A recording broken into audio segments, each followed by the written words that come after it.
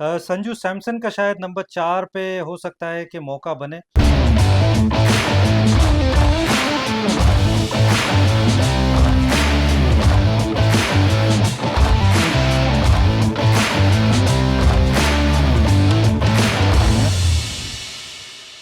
और बुमराह मुझे लगता है कि जितना खेलते रहेंगे उनका रिदम बना रहेगा। आप नहीं चाहते हो कि आपका इतना इंपॉर्टेंट प्लेयर उसका रिदम थोड़ा सा बिगड़े।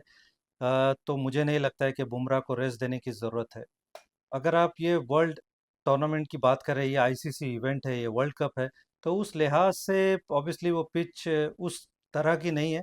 लेकिन क्योंकि ये न्यूयॉर्क में हो रहा है, फर्स्ट टाइम हो रहा है, तो यू कैन अंडरस्टैंड। क्योंकि ये ड्रॉप इन पिचेस हैं, ये थोड़ा सा टाइम लगता है इनको सेटल होने के लिए। तकरीबन 8 से 10 महीना आपको लगता है।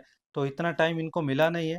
तो विदाउट अ डाउट ये उस तरह के पिच नहीं है जहाँ पर 180-200 रन का आपको स्कोर देखने को मिलेगा। ये बैट्समैन के लिए इन्होंने बहुत चैलेंज पोज किया है। और उस तरह के स्कोर देखने को नहीं मिले हैं। तो उस लिहाज से बिल्कुल थोड़ा सा उस स्टैंडर्ड की पिचेस नहीं है। मेरे हिसाब से अब तक जितने मैचेस हुए हैं, शायद मैं कहूँगा इंडिया ऑस्ट्रेलिया, ये दोनों अब तक कमाल की खेली हैं। साउथ अफ्रीका ने भी बहुत बढ़िया शुरुआत की है, लेकिन हम सब जानते हैं कि जहाँ सुपर एट्स आएगा, थोड़ा प्रेशर आएगा, तो क्या साउथ अफ्रीका उस तरह से खेलेगी, ये क्वेश्चन मार्क है। लेकिन अब तक मुझे ऐसा लगता है कि इंडिया ऑस्ट्रेलिया शायद दो बेहतरीन टीमें रही हैं। मेरे हिसाब से विराट कोहली ओपन ही करना चाहिए। क्योंकि अब ऋषभ पंत जिस तरह से नंबर 3 पर बैटिंग कर रहे हैं, बहुत बढ़िया फॉर्म में है। तो ये शायद कॉम्बिनेशन आप चेंज नहीं करना चाहते हो। आप चाहते हो कि एक left hand right hand combination हो, शायद यशस्वी जायसवाल खेले, बट शायद वो हो नहीं पाएगा। तो मेरे हिसाब से Virat Kohli to open, Rishabh Pant at number 3। Sanju Samson का शायद नंबर 4 पे हो सकता है कि मौका बने। लेकिन क्या वो इंडियन टीम उस तरफ जाएगी, ये थोड़ा देखना होगा। क्योंकि आप शिवम दुबे ने सिर्फ 2 ही मैच खेले हैं, तो शायद आप उनको थोड़ा और मौका दोगे। बट ये थोड़ा सोचने की चीज़ें हैं, जो शायद इंडियन टीम कंसिडर करे कि आगे जाने में शायद संजू सैमसन क्या खेल सकते हैं, क्या यशस्वी जायसवाल खेल सकते हैं। तो ये सारे क्वेश्चंस हैं जो मे बी मैनेजमेंट कोशिश करेगा कि इसके ऊपर गौर करें।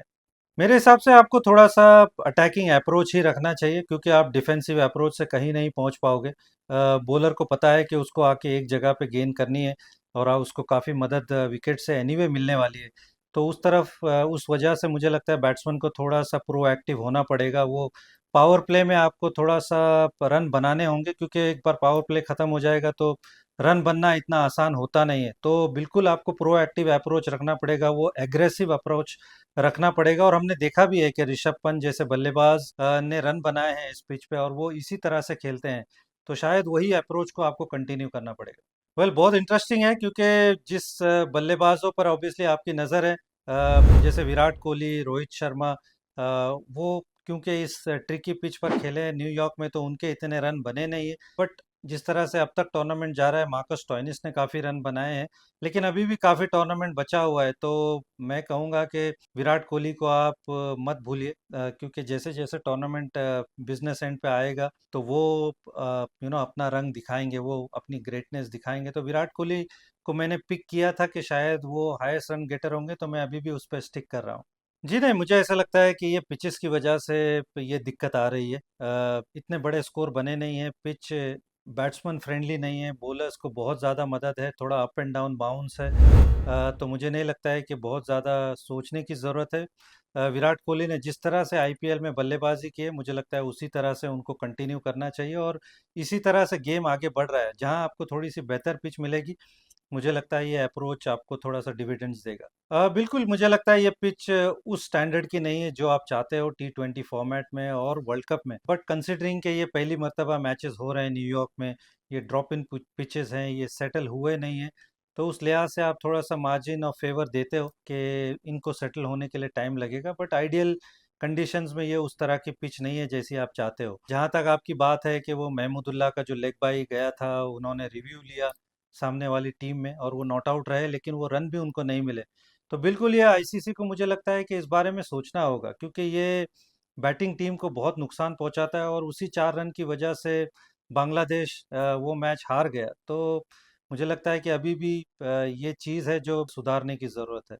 नहीं, आई डोंट थिंक सो। मुझे लगता है कि वर्ल्ड कप में, इवन दो आप चाहते हो कि आपके सारे प्लेयर्स फॉर्म में रहें, सारे प्लेयर्स गेम में रहें, बट क्योंकि आप ये भी चाहते हो कि आपके जो 11 प्लेयर्स जो खेल रहे हैं वो उनको वो लय मिल जाए, उनको वो रिदम मिल जाए। तो अभी तक मुझे नहीं लगता है कि सारे बल्लेबाजों को वो लय मिली है। और इवन गेंदबाजी की भी अगर हम बात करें तो आप चाहते हो कि वो रिदम बना रहे, तो आप वो रिदम तोड़ना नहीं चाहते हो। तो मैं थोड़ा सा इसके अगेंस्ट में हूँ कि सारे प्लेयर्स को मौका मिलना चाहिए। मुझे ऐसा लगता है कि ऑस्ट्रेलिया शायद वो ऐसी टीम है, क्योंकि हमने देखा है कि वो वर्ल्ड टेस्ट चैंपियनशिप का फाइनल भी हम उन्हीं से हारे थे, 50 ओवर वर्ल्ड कप भी हम उन्हीं से हारे थे। और अब जिस तरह से ऑस्ट्रेलिया इस वर्ल्ड कप में भी खेल रहा है, मुझे लगता है कि वो एक टीम है जो इंडिया को जिससे थोड़ा सतर्क रहना होगा, क्योंकि उनके पास ऑलराउंड वो टीम है, वो फास्ट बॉलर्स भी बहुत बढ़िया है, ऑलराउंडर्स हैं उनके पास। उनके जो स्पिन गेंदबाज है एडम जैम्पा, वो बढ़िया गेंदबाजी कर रहे हैं। बैटिंग हम जानते हैं उनकी कि बड़ी ताबड़तोड़ बल्लेबाजी है। तो शायद ऑस्ट्रेलिया वो टीम है जिससे मुझे लगता है भारत थोड़ा सा अलर्ट रहना चाहिए। सिर्फ अगर एक वर्ड बोलना होगा तो मैं कहूँगा गोट, एब्सोल्यूट गोट, क्योंकि probably greatest of all time, यही मैं कहूँगा। इसके आगे बहुत ज़्यादा कुछ बोलने की ज़रूरत नहीं है MS धोनी के लिए। I think first of all तो मैं बहुत फॉर्चुनेट हूँ और ऑनर्ड हूँ कि मुझे इंडियन टीम को खेलने का मौका मिला, और ख़ास करके उस वक्त खेलने का मौका मिला जब इंडियन टीम में सचिन तेंदुलकर थे, राहुल द्रविड़ थे, सौरव गांगुली, VVS लक्ष्मण, वीरेंद्र सहवाग। तो बहुत बड़े बड़े दिग्गज थे उस टीम के अंदर। और आप उस टीम में खेलते हो तो ऑब्वियसली एक बहुत बड़ी बात है। जी हाँ, आप जितना चाहते हो शायद उतना आपको खेलने को मिला नहीं। अमोल मुजुमदार ऑब्वियसली वो एक उस तरह के प्लेयर है जिनको इंडियन टीम खेलने का मौका नहीं मिला। बहुत रन्स बनाए उन्होंने फर्स्ट क्लास क्रिकेट में। बट कहीं ना कहीं ये थोड़ा किस्मत की भी बात रहती है, क्योंकि अ, हम सब जानते हैं कि इंडियन टीम का जो बैटिंग टैलेंट है वो कमाल का रहता है। तो आप अगर उस तरह से रन नहीं बनाते हो या उतने कंसिस्टेंट नहीं हो तो शायद आपको उतने मौके नहीं मिलते। तो जी हाँ, बुरा तो लगता है, लेकिन this is the name of the game, और शायद कहीं ना कहीं किस्मत का भी उसमें हाथ होता है। जी नहीं, मेरे हिसाब से तो T20 फॉर्मेट में कप्तानी बहुत ज़रूरी होती है, और ये हमने देखा भी है कि आप IPL के जो चैंपियन टीमें हैं उनको अगर आप उठा के देखें तो जो बहुत बढ़िया कप्तान रहे हैं वही ज़्यादातर ट्रॉफीज जीते हैं, चाहे वो MS धोनी हो, चाहे रोहित शर्मा हो, डेविड वार्नर हो, गौतम गंभीर हो। तो जब आपके कप्तान अच्छे होते हैं तो मुझे ऐसा लगता है कि आपको थोड़ा सा वो एडवांटेज रहता है, क्योंकि ये गेम इतना फास्ट है। आपको ऑन द स्पॉट कुछ डिसीजन लेने होते हैं, अपने इंस्टिंक्ट के ऊपर डिसीजन लेने होते हैं। तो बिल्कुल कैप्टनसी बिल्कुल भी ओवररेटेड नहीं है। कैप्टनसी इस फॉर्मेट में मुझे लगता है one of the most important thing है। मैं एक्चुअली दुबे को एक और मौका दूंगा। इवन दो थोड़ा संजू सैमसन के लिए आप टेम्पटेड होते हो, क्योंकि बहुत बढ़िया फॉर्म में खेल कर आ रहे हैं IPL, तो आप चाहते हो कि संजू सैमसन को भी मौका मिले। लेकिन एक लेफ्ट हैंडर है, बहुत बढ़िया स्पिन हिटर है शिवम दुबे। इवन दो ये टूर्नामेंट अब तक वो ऐसा गया नहीं है उनका, लेकिन मैं शायद शिवम दुबे के साथ स्टिल परसिस्ट करूंगा। जहाँ तक एक पेसर कम करने की बात है तो शायद मोहम्मद सिराज वो एक पेसर हो सकते हैं, क्योंकि अर्शदीप ने भी बढ़िया गेंदबाजी की है, वो लेफ्ट लेफ्ट आर्म का एंगल भी आपको देते हैं। विकेटें निकाली है उन्होंने। जसप्रीत बुमराह तो एक तरह से रिप्लेसेबल है, तो शायद मोहम्मद सिराज वो गेंदबाज होंगे। शायद अगर जब तीन सीमर आप नहीं खिला पाओगे, आप सिर्फ दो ही चुनना चाहोगे, तो मोहम्मद सिराज को शायद वो जगह नहीं मिलेगी। मेरे हिसाब से शायद हो सकता है कि विराट कोहली और रोहित शर्मा में भी हो सकता है कि वो T20 फॉर्मेट में आपको इसके आगे नहीं दिखे, स्पेशली वर्ल्ड कप में। और बहुत यंग खिलाड़ी हैं जो जिसने बहुत इम्प्रेस किया है IPL के अंदर। तो शायद वो प्लेयर्स आपको इसके आगे जब बायलैटरल्स हम खेलते हुए देखेंगे तो शायद वो प्लेयर्स को मुझे लगता है मौका मिलेगा। मुझे लगता है कि ये फॉर्मेट थोड़ा सा बेहतर है, क्योंकि आप वो सिमिलर फॉर्मेट नहीं चाहते हो। वो IPL के लिए बेहतर फॉर्मेट है जहाँ पर टॉप 2 टीमों को मौका मिलता है। यहाँ पर इस तरह से नहीं, यहाँ पर टीमें ज़्यादा हैं, आप 4 ग्रुप्स में खेल रहे हो। और एक तरह से अच्छा भी है कि आप एसोसिएट नेशंस को मौका देते हो कि बड़ी टीमों के सामने खेलने का उनको एक वर्ल्ड स्टेज मिलता है।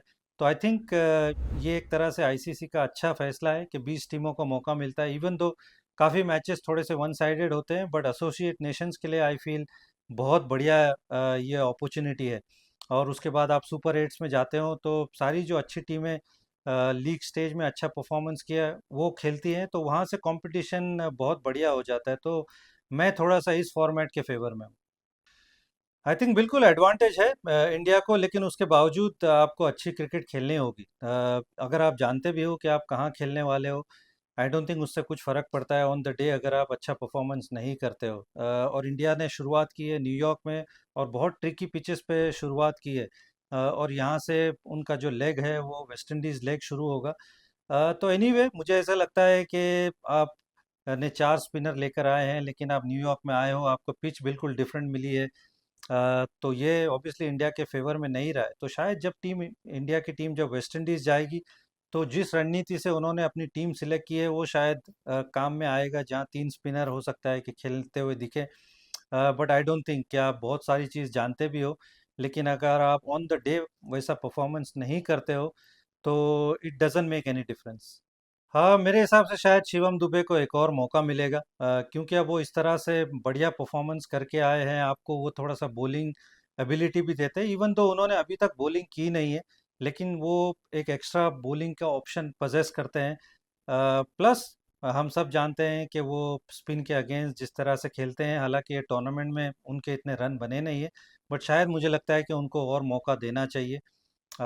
उसके अलावा मुझे नहीं लगता है कि यजविंदर चहल को खेलने का मौका मिलेगा, क्योंकि कुलदीप ऑलरेडी नहीं खेले हैं। तो कुलदीप के आगे यजविंदर चहल शायद नहीं खेलेंगे। रविंद्र जडेजा और अक्षर पटेल शायद पहले ऑप्शन होंगे, और अगर कोई तीसरा स्पिनर खेलता है तो शायद वो कुलदीप यादव होंगे। मेरे हिसाब से शायद एक तो टॉस, बहुत इंपॉर्टेंट टॉस ऑस्ट्रेलिया ने जीता और बहुत बढ़िया फैसला लिया उन्होंने। फर्स्ट ऑफ ऑल मुझे लगता है कि इंडिया थोड़ा वहाँ पर पीछे हो गई, और जिस तरह की पिच शायद भारतीय टीम जिस पिच पर खेली और जिस तरह की पिच उनको दी गई, मुझे ऐसा लगा कि वो थोड़ा सा फेवर कर गया ऑस्ट्रेलिया को। तो ये दो रीज़न था। और उसके अलावा थोड़ा सा अप्रोच मैं कहूँगा, क्योंकि वो फाइनल था, हमारी बैटिंग उस तरह से क्लिक नहीं हुई क्योंकि विकेट थोड़ा सा स्लो था। तो ये थोड़ा सा रीज़न था। ये 2-3 रीज़न। ऑब्वियसली टॉस पे आपका कोई रोल नहीं रहता है, क्योंकि ये तो 50-50 चीज़ है। बट शायद वो जिस तरह के पिच पे भारतीय टीम ने मैच खेला, कहीं ना कहीं अगर वो थोड़ी बेहतर पिच होती तो शायद टॉस का फैक्टर इतना बड़ा नहीं होता।